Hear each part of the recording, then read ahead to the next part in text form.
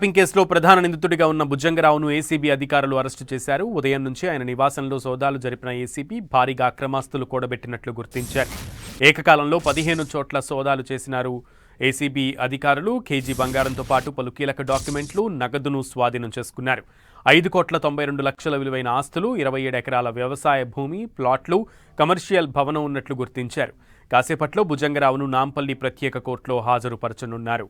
ఇక ఆదాయానికి మించిన ఆస్తులు కూడబెట్టారనే పక్కా సమాచారంతో ఏకకాలంలో సోదాలు చేపట్టారు ఏసీబీ అధికారులు.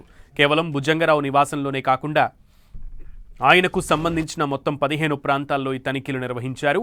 హైదరాబాద్తో పాటు సూర్యాపేటలోని బుజ్జంగరావు బంధువుల ఇళ్లలోనూ ఏసీబీ బృందాలు విస్తృతంగా సోదాలు చేపట్టారు. ఆయన సర్వీస్ కాలంలో భారీగా అక్రమాస్తులు కూడబెట్టినట్లు వచ్చిన ఆరోపణల నేపథ్యంలో కీలక డాక్యుమెంట్లు, నగదు, బంగారాన్ని స్వాధీనం చేసుకున్నారు అధికారులు. ఫోన్ ట్యాపింగ్ కేసుతో పాటు ఇప్పుడు అవినీతి తిమింగళం ఆస్తుల చిట్టా కూడా బయటకు రావడంతో పోలీసు వర్గాల్లో కలకలం రేపుతోంది.